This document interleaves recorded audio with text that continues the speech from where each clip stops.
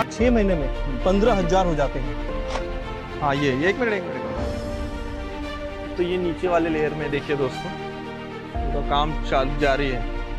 वो बड़े आराम से 20 से 22 लाख रुपए कमा सकते हैं सिर्फ खाद बेच के।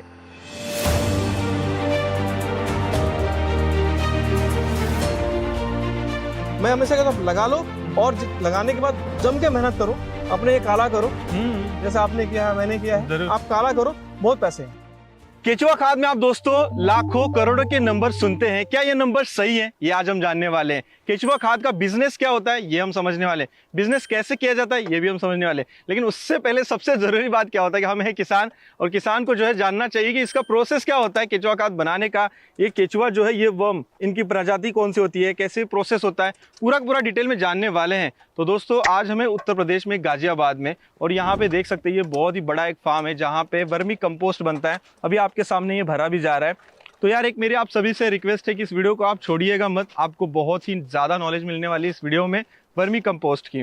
दूसरी चीज़, चैनल को सब्सक्राइब कीजिएगा, क्योंकि आप सब्सक्राइब नहीं करते। सब्सक्राइब करना बिल्कुल फ्री है, दबाइएगा, उससे कोई पैसा नहीं लगेगा, अच्छी जानकारी आपको मिलती रहेगी। तो चलिए शुरू करते हैं। तो सबसे पहले जिनके फार्म पे उनके बारे में जानते हैं। सर बताइए थोड़ा आपके बारे में। आप नमस्कार, बहुत आपका स्वागत है हमारे फार्म पे जी। मेरा नाम राज सिंह है और आप लोग गाजियाबाद में हैं। यहाँ पे लगभग 7 एकड़ में हमारा केचुआ का फार्म है जी। हम लोग अर्थवॉर्म को यूज करके और ऑर्गेनिक फर्टिलाइजर बनाते हैं, जिसको केचुआ खाद या आपके यहाँ लैंग्वेज में गांडूल खाद भी बोलते हैं इसको, मराठी में गांडूल। हाँ जी। अगर आप देखें इसको तो ये जो है, ये दुनिया का एकमात्र ऐसा लेबर है जो आपके लिए बिल्कुल फ्री में काम करता है ये बात और सही कही। 24 घंटे काम करता है आपके लिए। आपको सिर्फ इसको 3 चीजें देनी है।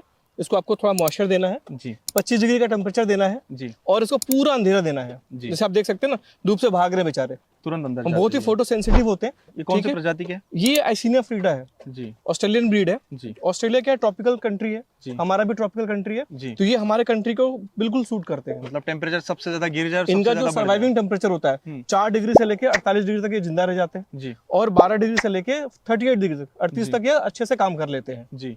तो मतलब हमारे टेम्परेचर के लिए, हमारे कंट्री के लिए सबसे बेस्ट जो वर्म्स है वो यही ब्रीड है, ऑस्ट्रेलियन ब्रीड। ये ब्रीड क्या होती है, बहुत बड़ी नहीं होती है। देखिए ये जो है ना, ये सबसे मैच्योर वर्म है।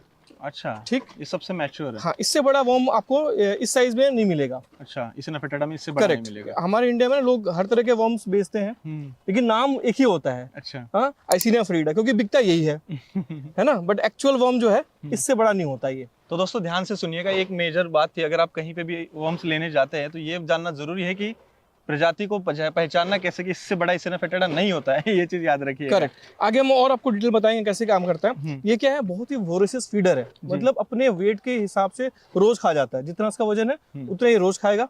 और 8 केचुए 6 महीने में 15,000 हो जाते हैं।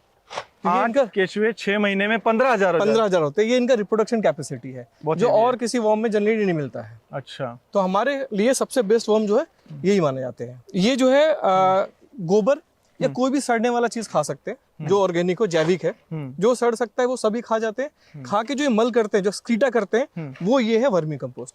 ओके, जिसके अंदर हमारे पास एनपीके होता है, नाइट्रोजन होता है, फास्फोरस होता है, पोटाशियम होता है। इसके अलावा जो हमको मल्टी न्यूट्रिएंट्स लगते हैं प्लांट को, ठीक है, जिसको हम टॉनिक भी बोलते हैं, जिसमें जिंक आ गया, बोरोन आ गया, वो माइक्रोन्यूट्रिएंट्स वो भी होता है। प्लस इसके अंदर बहुत सारा बैक्टीरिया का भी कल्चर रहता है इसके अंदर। अच्छा, इसीलिए हमारा खाद थोड़ा गीला रहता है। अच्छा, अगर इसके अंदर मॉइस्चर रहेगा तो ही इसका जो बायो कल्चर है, ठीक है, जो सूक्ष्म जीवाणु है वो जिंदा रहेंगे।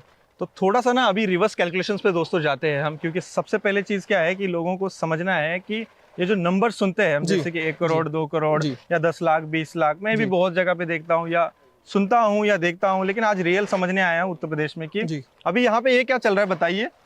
ये हमारा खाद जो है रेडी हो गया है। रेडी हो गया, हाँ, ये छन के रेडी हो गया और अब लोडिंग है, जेन के जा रहा है हमारा खाद। अच्छा, ठीक है। तो छनने के लिए इस मशीन का इस्तेमाल किया जाता है? ये मैनुअल मशीन यूज करते हैं हम लोग, हाथ से इस्तेमाल। हाँ, हमारा सेटअप बेसिकली क्या है, हम लोग काम करते हैं 0 बजट वर्मी कंपोस्टिंग में, बिल्कुल साधारण सा और सिर्फ काम की चीजें। तो कैपेसिटी कितनी है आपकी 7 एकड़ में? ये जो अभी बोरिया यहाँ पे भरी जा रही है और ये जो वर्मी कंपोस्ट पूरा बन चुका है, तो ये आपका महीने में या साल में कितना टन तक निकलता है? ये हम लोग लगभग 400 से 500 टन पर मंथ का हमारा ट्रांजेक्शन होता है। 400 टन? हाँ, बहुत ही बड़ा आपका ट्रांजेक्शन हो जाता है। ये हमारा एक साइट है, हमारे पास हम लोग इसके अलावा और भी 2500 साइट है जहाँ से सेल करते हैं।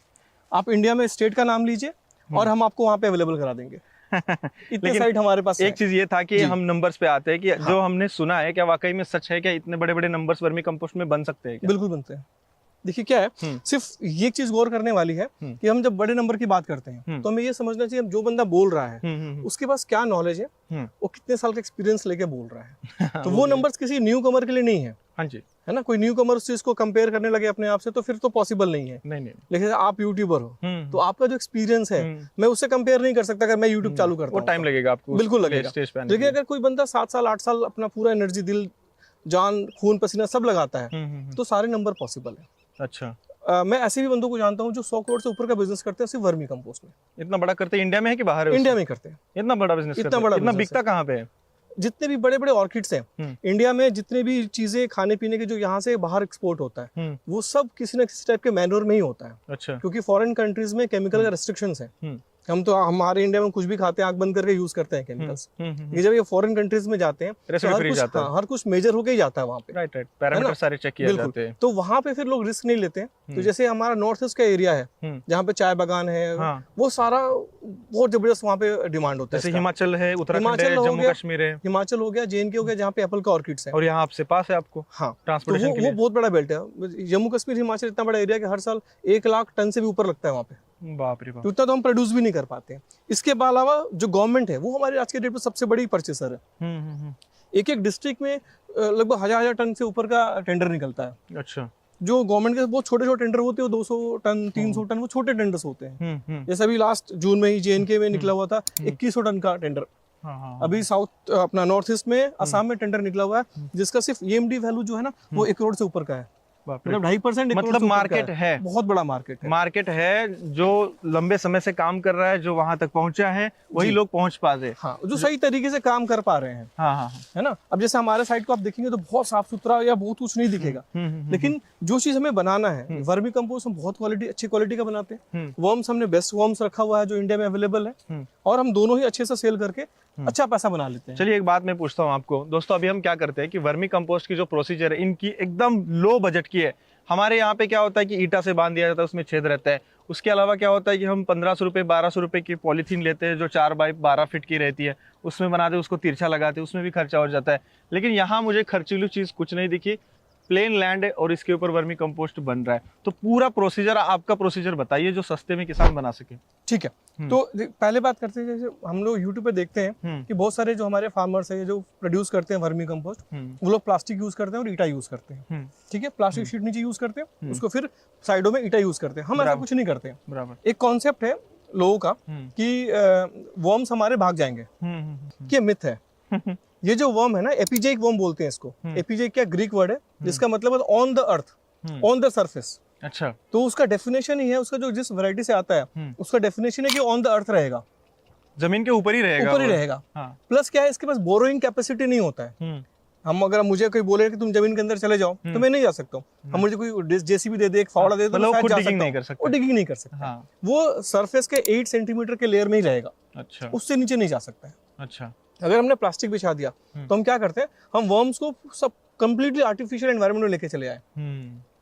क्या है, अर्थ ने ना, मतलब नेचर ने हर किसी को अपने को बचाने के लिए कैपेसिटी देकर रखा है। हमारे पास हाथ पैर दिमाग दिया है, बराबर। वर्म्स के पास कुछ देकर रखा है, बट हमने उनको सब कुछ अपने हिसाब से कर दिया और कुछ दिक्कत आ गई तो वो तो खुद को बचा ही नहीं पाएगा। नहीं नहीं नहीं, तो उसमें हमको हाइपर एक्टिव रहना पड़ेगा उसको बचाने, उसकी पूरी बचाने की हमारी रिस्पॉन्सिबिलिटी हमारी हो गई। बराबर। जैसे एक लाइव में हमें दिखाइए कि आपके यहाँ पे बेड लगे हुए हैं जी, थोड़ा सा बता सकते हैं कि कितना अंतर रखा है, कैसे आपने ठेप बनाई हाँ, है? मैं अभी आपको दिखाऊंगा। हम नए बेड बना रहे हैं, आइए मैं चलते वहां हुए से यहीं स्टार्ट पे। करूंगा जी।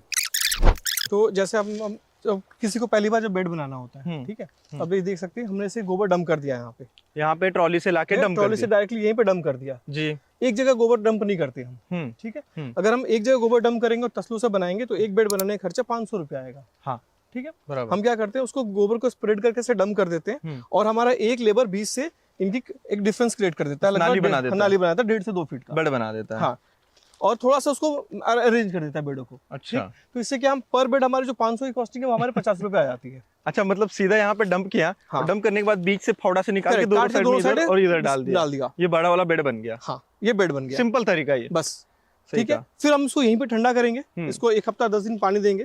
ठीक, जब ये पूरा ठंडा हो जाए, ठंडा होने का मतलब होता है इसके अंदर से मीथेन और यूरिक एसिड हमको निकालना होता है। बराबर। ठीक, जब हम इसको पानी देंगे, पानी देने के बाद थोड़ा जब गोबर को छोड़ेंगे पानी के साथ, तो इसमें से मीथेन रिलीज होना चालू हो जाता है। आप इधर तो एक बार जब मीथेन हमारा रिलीज होना चालू हो जाता है जी, ठीक, और इसके अंदर गाय भैंस का जो पेशाब होता है, जब हम एक्सेस पानी देंगे तो पेशाब पानी के साथ बाहर निकल जाता है। अच्छा, ठीक है। मीथेन जब रिलीज होता है तो गोबर हमारा गर्म हो जाता है। अच्छा, हमको पूरा मीथेन इसमें रिलीज कराना होता है। जब मीथेन रिलीज होता है, हमारे गोबर का टेम्परेचर जो है ना बढ़ के 50 डिग्री 60 डिग्री पहुंच जाता है। हमारा वर्म जो है ना मैक्सिमम 48 तक ही सह पाएगा। अच्छा, तो अगर हमने उसमें गोबर डाल दिया तो वो सारे खत्म हो जाएंगे। अच्छा, वो हम डाल दिया तो हमको इंश्योर करना होता है गोबर हमारा हमेशा ठंडा हो। फिर हम इसके अंदर गोबर अपना केचुआ इंट्रोड्यूस करते हैं और फिर ऐसे पत्तों से अच्छे से कवर कर देते हैं इसको। ये पत्ते कवर कर दे। अगर ये पत्ते